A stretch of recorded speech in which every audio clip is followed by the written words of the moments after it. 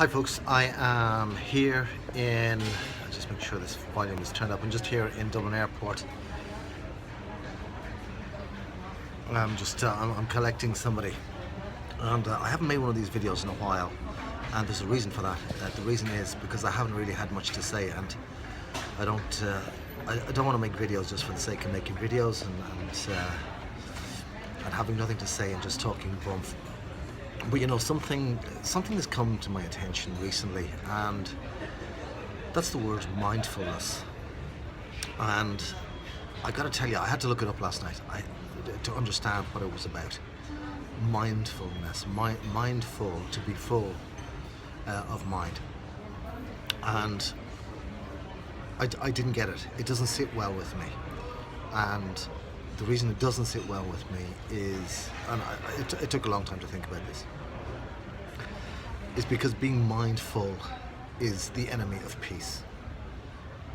To occupy your mind, even with self-awareness, is absolutely the enemy of peace.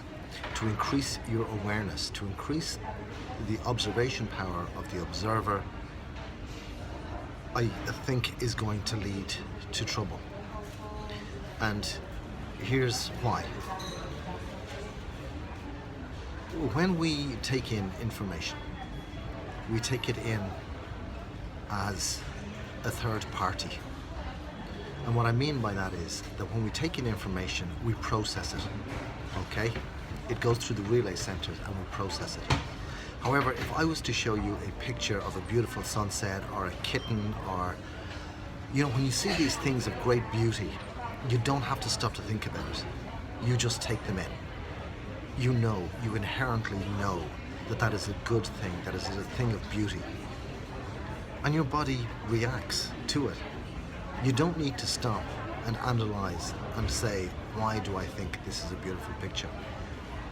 Because that's when the trouble starts, when we stop to analyze. And in fact, our bodily functions really aren't that interesting anyway. If someone was to run a movie on you continuously, how interesting do you think it would be to watch, you know, making dinner, you know, going to the toilet, any of that kind of stuff? The body actually and life can be quite boring if you step outside of it. So I don't think there's any need to be aware of it or mindful of it. In fact, what I would suggest is that you work on being mindless. Because the mind, in fact, about 90% of the mind is absolutely silent. And it's only against the backdrop of that silence that we hear the noise. I was in Dundrum today. I had a meeting and I was coming back down the stairs. And there was music coming over the speakers, there was music coming out of the shops, there was chatter, ads, everything. It's just a bombardment of the senses. And the skill really is to be able to block that out. Because number one, it's an energy saving thing. Once you get the hang of it, once you are able to zone out, once you will be able to become mindless rather than mindful, your energy levels increase. And that's the other thing, energy levels.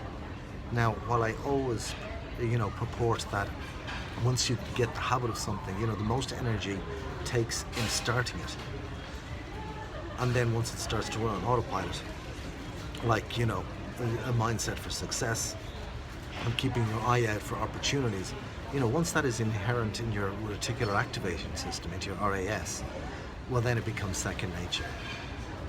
But to become mindful, to be aware of your breathing, of your walking,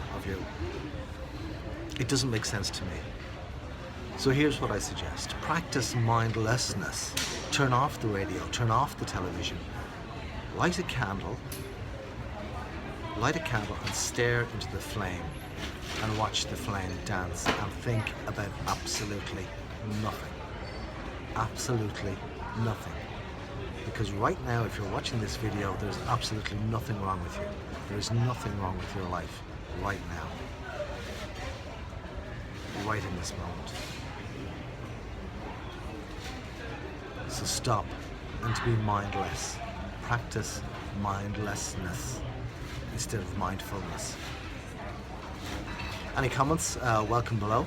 thank you very much for watching this, and I'll talk to you soon.